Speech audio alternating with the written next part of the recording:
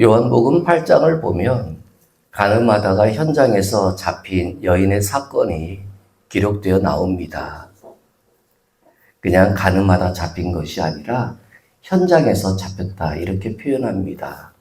이는 빼도 박도 하지 못하는 상황입니다.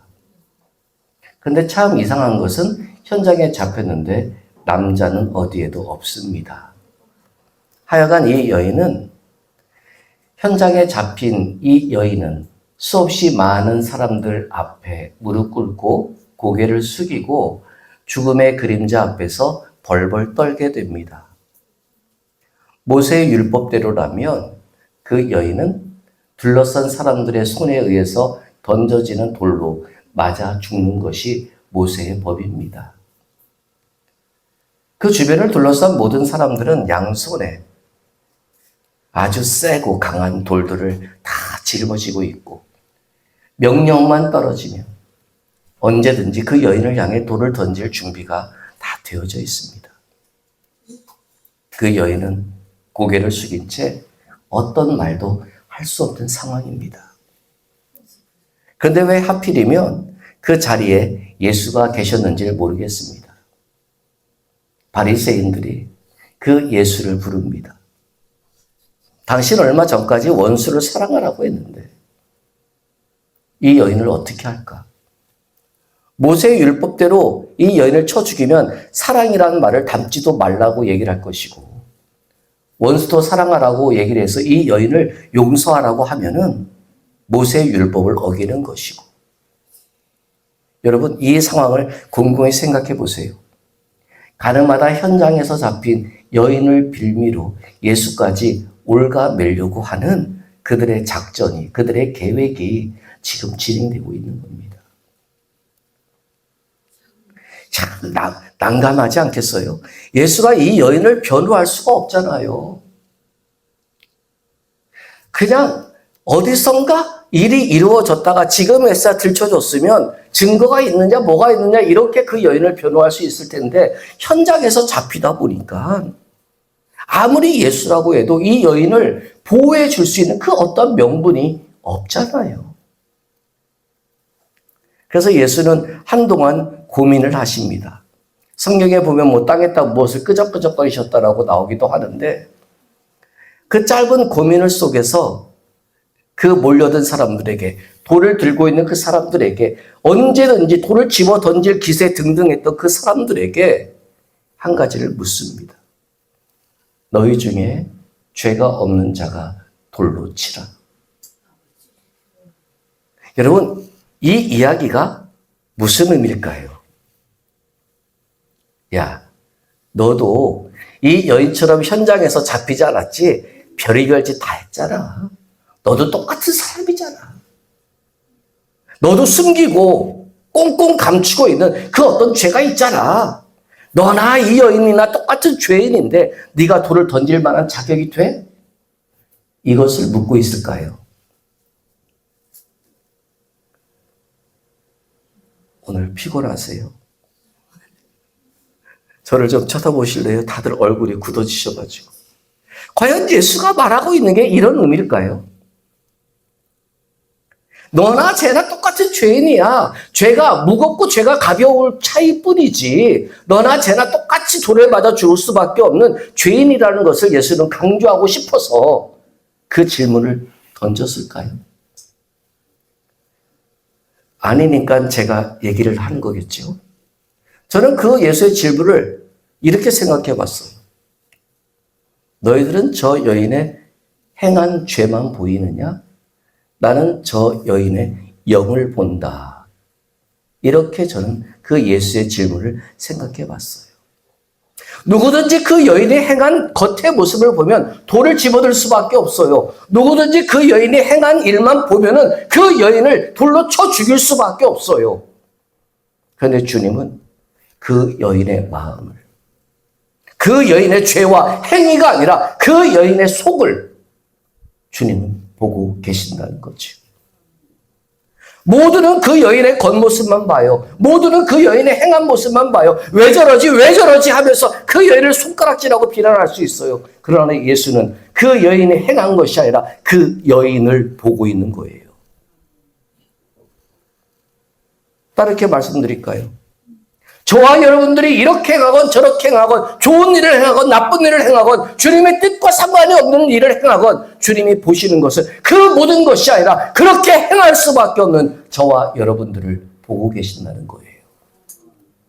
남들은 내 말하는 것을, 남들은 내 행동하는 것을, 남들은 내가 살아가는 모습을, 남들은 내 사고 방식을 보고 비판하고 판단하고 정죄할 수 있지만 예수는 그게 아니라 그냥 여러분 자신을 보고 있는 거란 말이죠. 고개를 떨구고 변명할 수도 없는 그 상황에 사로잡혀 언제 돌이 날아올까 겁먹은 눈으로 땅만 쳐다보고 있는 그 여인을 향해서 수없이 많은 사람들 앞에 너희는 이 여인이 행한 가늠의 행위를 보고 있지만 나는 구원받아야 할 이 여인을 보고 있다. 이것을 주님은 선포하고 있는 거죠. 주님이 바라보는 시선과 우리가 바라보는 시선은 이렇게 달라요.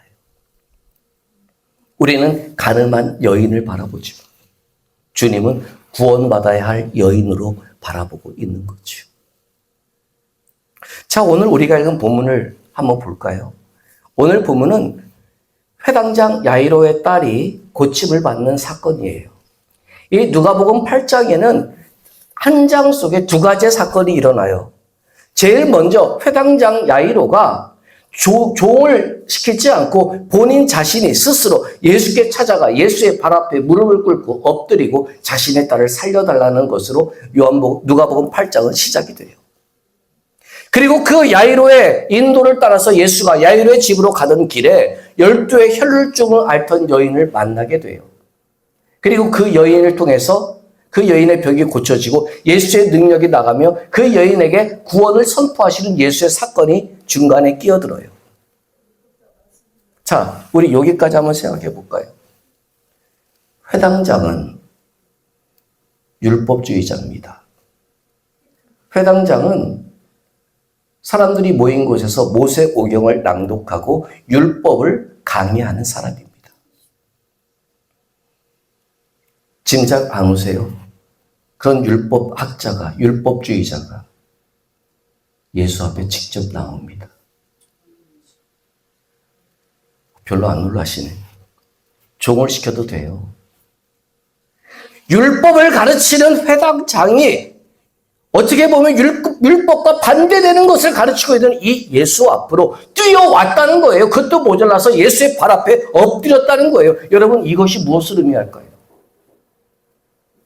내가 가진 율법으로 별의별 짓을 다 해도 내 딸을 고칠 수가 없었던 거예요. 내가 가진 능력과 내가 가진 지식과 내가 가진 경험 모든 것을 다 동원해도 내 딸을 고칠 수가 없었던 거예요. 그러니까 종이 아니라 본인 스스로가 예수 앞에 뛰어 나온 거지요. 예수 앞에 엎드리고 무릎을 꿇은 거지요. 그런데 놀라운 게 뭔지 아세요?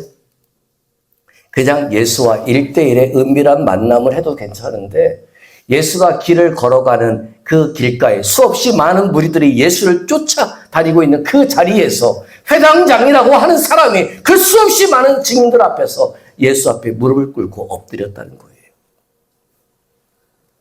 여러분, 이 사실이 우리에게 주고 있는 의미가 뭘까요? 이게 간절함이에요. 이게 갈급함이에요, 여러분. 내가 회당장이면 무슨 의미가 있습니까? 내가 사람들 앞에 존경받는 게 무슨 의미가 있습니까? 내가 예수 앞에 무릎을 꿇으면 어떻게 된다는 두려움이 무슨 소용이 있습니까? 지금 이 상황, 예수가 아니면 안 되기 때문에 달려나와 무릎 꿇은 이 회당장의 모습이 우리에게 보여주고 있는 목마른 사슴이 시냇물을 찾는 간절함과 갈급함의 모습이에요. 회당장이나 회당장이야라는 자신의 지위를 꼭 붙잡고 있었다면 예수 앞에 나올 수 없었겠지요. 100번 양보해도 예수 앞에 나왔을지라도 예수 앞에 엎드려 그 발 앞에 무릎 꿇고 절할 수는 없었겠지요. 내가 가진 것으로 아무리 해도 안 되잖아요. 내가 가지고 있는 것으로 아무리 노력해도 안 되잖아요. 내가 갖고 있는 지식과 경험으로 별의별 얘기들을 다 하며 선포했어도 내 딸은 여전히 아프잖아요. 오죽했으면 율법에 사로잡혀 있는 이 회당장이 예수 앞에 와서 직접 와서 그 앞에 수없이 많은 사람들 앞에서 회당장의 체면은 둘째치고 엎드려 경배했을까요? 이것이 우리의 모습이 돼야지요. 이것이 우리의 신앙이 돼야지요, 여러분. 지금 여러분 어디에 무릎 꿇고 계세요? 지금 여러분 어디에 무릎 꿇어 절을 하고 계세요? 지금 여러분 어디 누구 앞으로 달려나가고 계세요, 여러분? 주 앞으로 나가야지요. 나가지 못하게 붙잡고 있는 것이 있어도, 나가지 못하게 우리를 짓누르고 있는 무게가 있어도, 그렇게 하면 사람들 앞에 이렇게 저렇게 얘기가 될 거야라는 두려움과 걱정이 있어도 예수밖에 없다면 예수 앞으로 나가야지요. 결국 이 회당장 야이로는 예수를 자신의 집으로 초대하는 일을 성사시킵니다. 급했겠어요? 안 급했겠어요, 여러분? 야이로가 예수를 모시고 집으로 가는 그 발걸음이 급했겠지요. 내 딸이 지금 아픈데. 그런데 거기에서 12의 혈루증을 앓는 여인이 예수의 옷자락을 만지고 혈루의 근원이 메마르는 사건이 일어나요. 그리고 그 예수가 그 여인에게 딸아 평안히 가라, 네 믿음이 너를 구원했다라 얘기를 하면서 이런저런 얘기를 나누고 있어요. 회당장 야이로의 마음속에는 두 가지가 있었을 거예요. 야, 저 여인도 고쳤어? 그럼 내 딸도 고칠 것 같은데. 이런 확신의 소망도 있었을 것이고요. 또 하나는 내가 먼저 부탁했는데 왜 이러지? 저 양반 언제 가려고 저러지? 지금 내 딸 아파 죽겠는데 빨리 가야 되는데. 이런 기대와 걱정과 원망과 희망이 공존했던 모습이 지금 이 상황의 모습일 거예요. 그렇게 이리저리 갈등 속에 있을 때 회당장 야이로의 집에서 종이 옵니다. 그리고 딸이 죽었습니다. 이 선포를 합니다. 회당장 야이로의 마음이 어땠을까요? 이 양반 꿈을 꾸물딱거리더만 결국 내 딸이 죽어버렸네. 할 말이 없을까요? 예수에게. 그러게 내가 먼저 부탁했으면 이 양반아 내 집 와서 내 딸 고치고 저 애들 고치면 되지. 12의 혈루증을 앓던 여인이 뭐 급해가지고 내 딸을 죽게 만들어 하면서 소리소리 칠 수 있는 일이 없었을까요?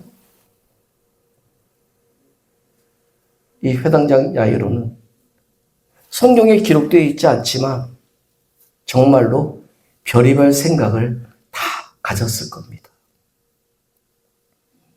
이제 끝난 상황이잖아요. 그렇죠? 제가 여러분들에게 한 가지 여쭤볼게요. 딸이 죽었다는 소식을 가지고 온 그 종이 회당장에게 얘기를 하고 모든 사람들이 다 들었을 때 그러면은 예수가 그 집에 갈 필요가 있습니까? 없습니까? 우린 결말을 알고 있으니까. 이 상황이라면 예수가 이 회당장의 집에 갈 이유가 있습니까? 없지요. 죽었잖아요. 그런데 오늘 본문에서는 뭐라고 얘기를 하는지 아세요? 그 집에 이르러. 51절에 보면 그 집에 이르러. 놀라지 않으세요? 끝난 상황인데 예수는 그 집을 가요. 죽은 상황인데 예수는 그 집을 가요. 이미 어떻게 손을 쓸 수 없는 상황인데 그 집을 가요. 회당장 야이로의 머릿속에서도 거기에 몰려있는 사람들 머릿속에서도 이제 모든 것은 끝났다라고 생각되는 그 현장에 그 집에 가요. 여러분 이거 와 하셔야 돼요. 이런 분이 예수예요, 여러분. 우리는 안 가요. 끝났으니까. 우리는 거기 갈 필요가 없어요. 끝났으니까. 우리는 거기에 생각할 필요도 없어요. 내가 할 수 있는 일이 아무것도 없으니까. 예수는 가요. 그 이유는 딱 하나예요. 예수는 아직까지도 할 수 있는 일이 있기 때문에. 여러분 이 사실을 믿으시기를 바라요. 여러분들이 지금 이 딸이 죽은 것처럼 모든 것이 끝난 상황처럼 보이는 인생의 모습일 수도 있어요. 여러분들의 인생의 발걸음이 앞도 보이지 않는 칠흑과 같은 어둠과 같이 어디로 내 발걸음을 내뎌야 될까 겁나고 걱정스러울 때가 있어요. 도대체 주님이 내게 뭐를 이루시려고 이렇게 힘들게, 이렇게 고통스럽게, 이렇게 막막하게 인도하실까라는 원망도 있을 수 있어요. 이제 다 끝났구나. 그 생각으로 모든 것을 다 놓아버리고 싶을 때도 있어요. 그런데 주님은 모든 사람은 그래 쟤는 끝났어 라고 얘기할 수 있어도 예수님은 뭐라고요? 그 집에 이르러. 여러분들의 이르시는 분이 주님이십니다. 그 예수가 그 집에 이르렀을 때 그 소녀의 죽음을 슬퍼하고 애통하는 사람들이 예수를 고운 눈으로 봤겠어요? 들어보니 12의 혈루증 걸린 여인을 고치고 왔다며 별의별 얘기 다 했을 거예요. 야이로가 체면에 불구하고 율법의 젖을 회당장의 자리를 다 잃어버릴 걸 각오하고 그렇게 뛰어가서 저 사람 앞에 무릎 꿇고 빌었는데도 이제와 예수에 대해서 할 수 있는 모든 원망과 모든 불평을 다 쏟아부었을지 몰라요. 그리고 예수가 그 집에 들어갈 때 뭐라고요? 그 딸의 죽음 앞에서 통곡하며 울었던 사람들이 예수를 비웃더라. 여러분 그 상황 이해가 되시잖아요? 왜 감정이입이 안 되시나요? 그 상황 이해가 되잖아요? 늦었어요, 예수. 그 타이밍을 놓쳤단 말이에요, 예수. 우리가 볼 때. 우리 그런 경험 많잖아요. 내가 볼 때, 내가 기도하고 간절히 바랄 때 이때 주님이 역사하셔야 되는데, 지금 주님이 역사하셔야 되는데, 지금이 아니면 나는 끝날 것 같은 인생의 위기 속에 있는데, 근데 주님은 묵묵부답일 때가 있잖아요. 아니 거의 대부분이 묵묵부답이세요. 내 때가 아니란 말이에요. 자신들이 생각했던 때가 아니었기 때문에 사람들은 비웃어요. 그런데 그 예수가 그 죽은 12살 회당장 딸 아이의 모습을 보면서 뭐라고 그래요? 죽은 것이 아니라 잠을 자고 있다라고 표현해요. 야, 여러분 저는 이 말이 이 본문을 읽으면서 이 말에 솔직히 죄송합니다 이런 표현이 있어서 확 꽂혔어요. 그래서 제가 오늘 설교의 제목을 예수님의 시선이라고 정했고 오후 예배 때 주님의 시선 찬양을 할 거예요. 여러분 모든 사람이 볼 때 죽었어요. 모든 사람들이 볼 때 끝났어요. 모든 사람들이 볼 때 이제 할 수 있는 일이 아무것도 없어요. 그런데 주님은 뭐라고 그래요? 이제 깨어날 시간이다라고 얘기를 하는 거잖아요.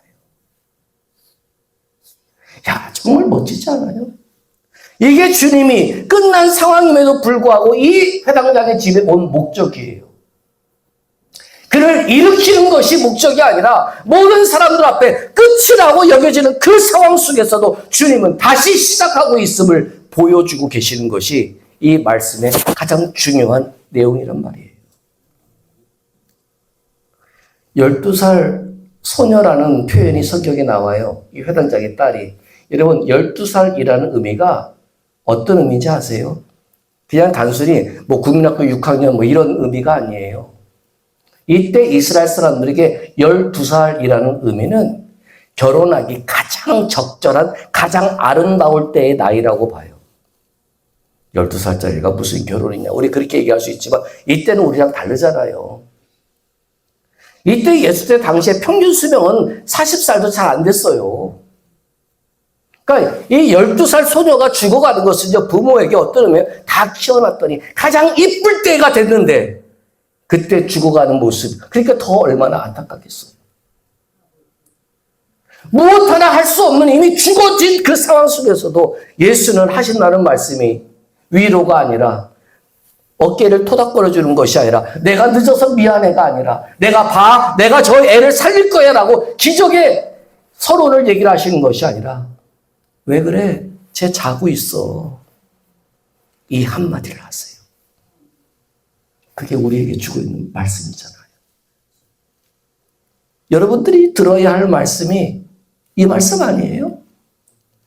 내가 너 깨울 시간이 다 됐어. 이 말씀을 우리는 들어야 되잖아요.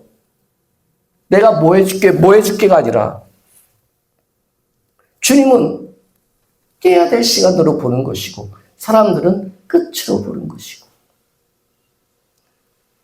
이러한 주님의 시선 속에서 예수님의 시선 속에서 예수님은 그 아이의 손을 붙잡고 외칩니다.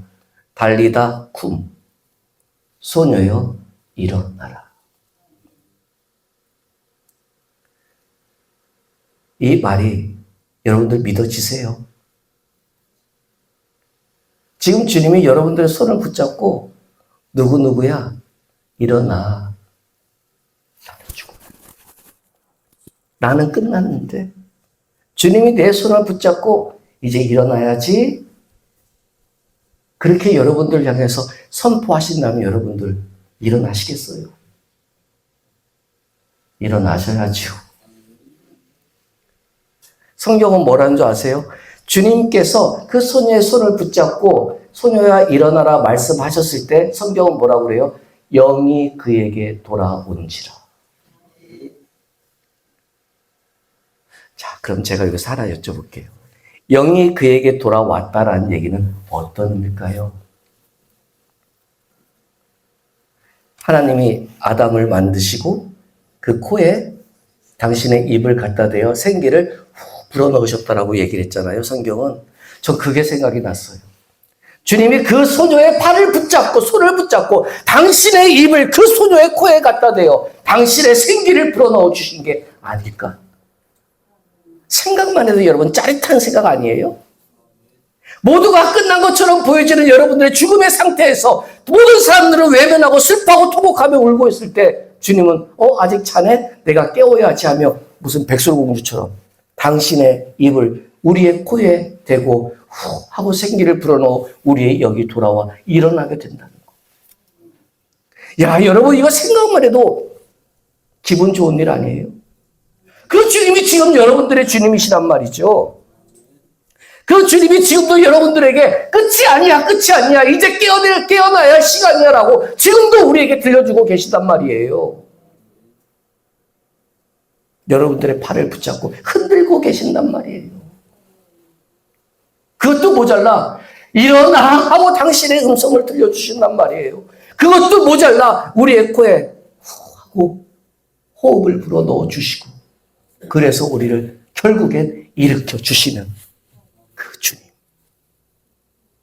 그 주님이 저와 여러분들의 아버지이십니다. 사람들이 보는 시각으로 우리가 끝까지 고집했다면 이 아이는 살아날 수가 없었을 거예요.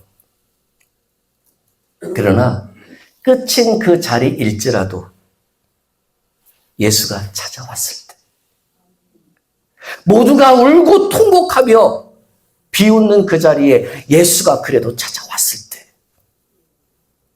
그 예수가 달리다 쿰 한마디로 당신의 호흡을 불어넣어 죽은 우리들을 일으켜 주시는 그 기적을 우리에게 보여주고 있는 겁니다. 이 소녀가 우리가 돼야지요. 여러분들이 생각할 때 여러분들의 인생이 끝난 것처럼 보일 때가 있으십니까? 여러분들이 생각하실 때 여러분들의 수고가 아무런 인생의 열매도 되지 않는다고 억울해하실 때가 있으십니까? 여러분들이 하루하루에 살아가면서 나름대로 최선을 다해 준비하고 노력하건 땀을 흘리건 간에 그 모든 것들의 열매가 정직하지 않게 내게 주어진다고 아쉬워하고 있으십니까? 주님이 나를 통해서 무엇인가를 이루고 무엇인가 영광을 받기를 원하시는 건 알겠는데 지금 내가 내 미래를 봐도 막막하고 답답하고 어둡기만 해서 도대체 뭐가 무엇인지 모르는 혼돈 속에서 하루하루를 지내는 우리들의 모습은 아니십니까? 그럼 제가 한 가지 여쭤볼게요. 그런 우리 인생 속에 주님은 지금도 여러분들의 인생의 문을 두드리고 계신다는 사실을 기억하셔야죠. 주님의 이름은 주구장창 불러쌌지만 문 좀 열어달라고 똑똑똑똑거리는 그 주님의 노크소리에는 귀를 닫아버리고 있는 우리들의 모습은 아니에요. 주님이 문에 들어서면서 소녀야 살아나라 일어나라 이 기적을 우리는 원하고 있지. 오셔가지고 다 물리치고 부모와 제자 3명과 함께 들어가 그 소녀의 팔을 붙잡고 얌전하게 달리타 품 외치며 당신의 생기를 불어넣어 주시는 그 조용조용하게 살리시는 그 기적을 우리는 준비하고 있지 않잖아요. 기억하십시오. 끝이 아닙니다. 끝난 건 아무것도 없습니다. 심지어 죽었을지라도 주님이 그 죽음의 집을 외면하지 않고 찾아오시기만 한다면, 그리고 찾아오신 주님을 내쫓지 않고 환대는 못할지라도 그냥 그 주님을 받아들이신다면 거기에서 주님의 달리타꿈의 생명의 역사는 시작이 됩니다. 우리 그 주님을 만납시다. 여러분들의 주님이십니다. 그 주님의 시선이 지금도 내 인생 구석구석을 보고 계신다는 사실을 기억하시고, 제발 끝이 아닙니다. 제발 이걸로 끝이 아닙니다. 주님은 또 다른 시작을 여러분들의 팔을 붙잡고 일으켜 세워 행하실 겁니다. 그 주님을 우리가 만날 수 있기를 주의 이름으로 축원드립니다.